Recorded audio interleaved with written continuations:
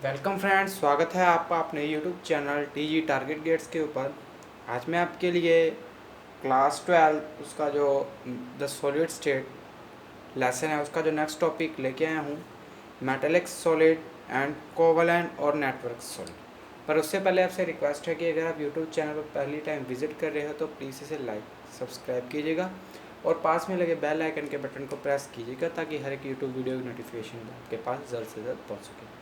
तो चलिए शुरू करते हैं जो आज की जो वीडियो है वे मेटालिक सॉलिड। कल मैंने आपको बताया थे आयनिक सॉलिड और इससे पहले एक मॉलिक्यूलर सॉलिड। तो अब मैं आपको बताऊंगा मेटालिक सॉलिड क्या होते हैं। जैसे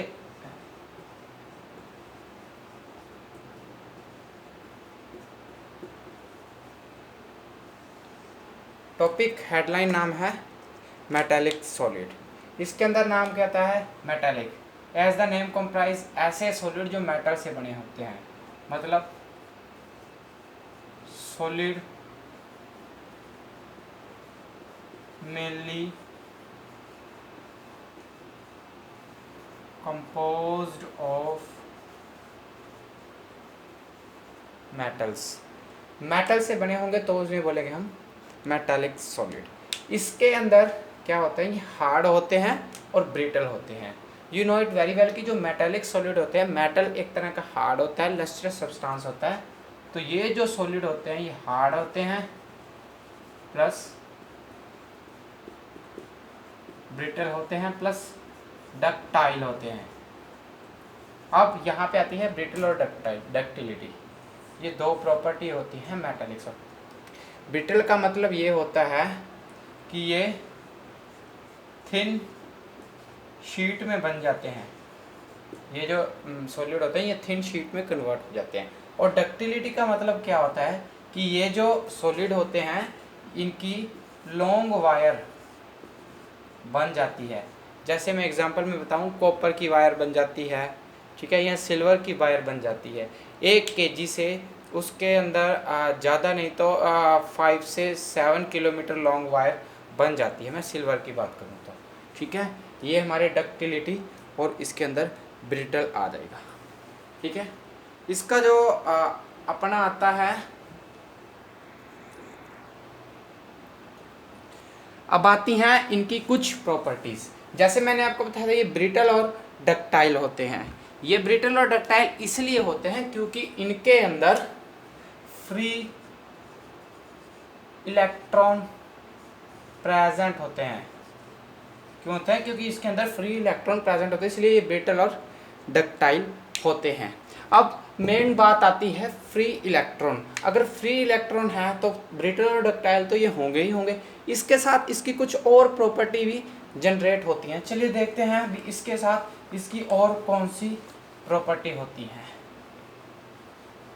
कईयों में, आप में से कईयों को पता होगी, अगर फ्री इलेक्ट्रॉन होंगे तो आई की प्रोडक्शन होगी, मतलब करंट की प्रोडक्शन होगी, उसकी वो करंट जनरेट होगा।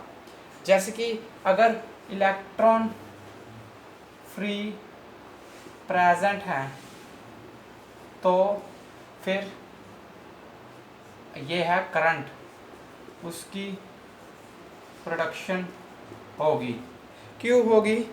क्योंकि जब इलेक्ट्रॉन फ्री होंगे तो वन जगह से दूसरी जगह मूव करेंगे तो मैग्नेटिक फील्ड प्रोड्यूस होगा। क्या प्रोड्यूस होगा? एम। एम क्या मतलब? मैग्नेटिक। मैं पूरे लिख देता हूँ यहाँ पे, magnetic field. Magnetic field produce होने से करंट की प्रोडक्शन होगी। ये तो थे हमारे भी इलेक्ट्रॉन से जब हम वो उसके अंदर फ्री होंगे तो क्या होगा। उसके बाद आ जाता है हीट। हीट की बात करेंगे। अगर हीट इसको दी जाती है, अगर हीट इज गिवन,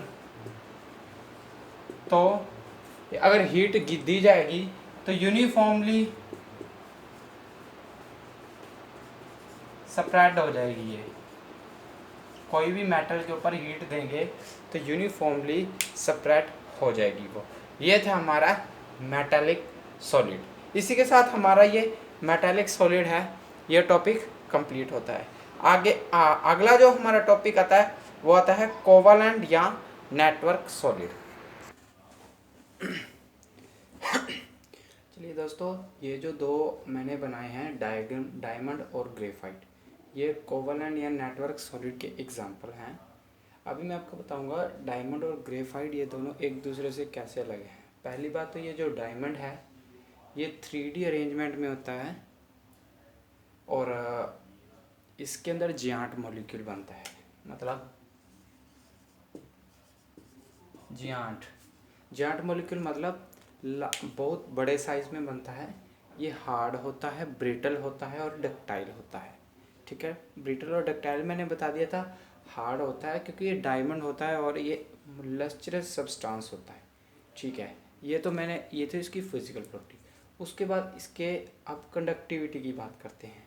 जैसे ये डायग्राम मैंने बनाया है हेक्सागन, आप ये देखो 1 2 3 4 5 6, फ्रंट वाले को देखेंगे ना तो ये सभी नेक्स्ट वाले से अटैच है, तो ये 3D में है, इसलिए पूरा बनाना बहुत इम्पॉसिबल है। इसलिए मैंने इसको जस्ट फ्रंट व्यू बनाया है इसका।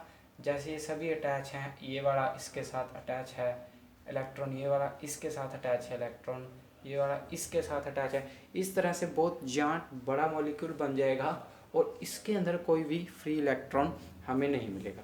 अगर फ्री इलेक्ट्रॉन नहीं मिलेगा तो ये एक बहुत ही अच्छा इंसुलेटर कंसीडर होगा, क्योंकि आपको पता है कि फ्री इलेक्ट्रॉन होंगे तो इलेक्ट्रिसिटी कंडक्ट होगी तो कंडक्टर बन जाएगा।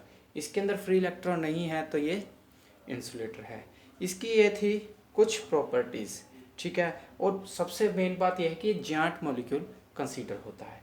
चलिए अब मैं आपको बताता हूँ ग्रेफाइट में दो केस आते हैं। जैसे कॉइन के दो केस होते हैं, हेड और टेल, इसी के अंदर इसके 2 केस आते हैं। ये 2D मॉलिक्यूल भी आता है, ये 2D भी होता है और ये 3D भी होता है।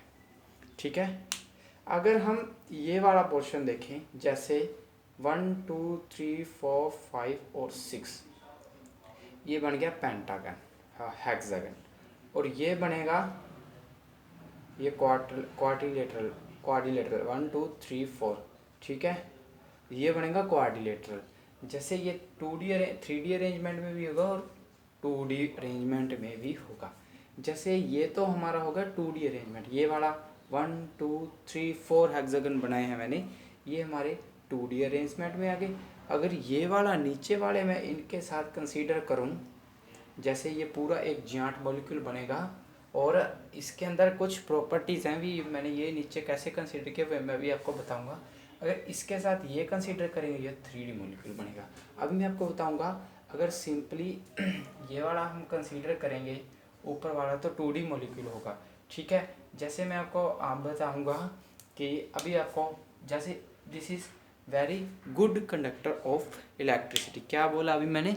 गुड कंडक्टर ऑफ इलेक्ट्रिसिटी, क्योंकि ये देखिए जैसे मैं ये वाले मॉलिक्यूल को इलेक्ट्रॉन को कंसीडर करके चलता हूँ, इसके अंदर क्या है कि हमारे पास एक जगह पे स्टेशनरी एटम नहीं रहते। ये इलेक्ट्रॉन एक जगह स्टेशनरी नहीं रहते, ये मूव करते रहते हैं, जिसके कारण इसकी कंडक्टिविटी बनी रहती है।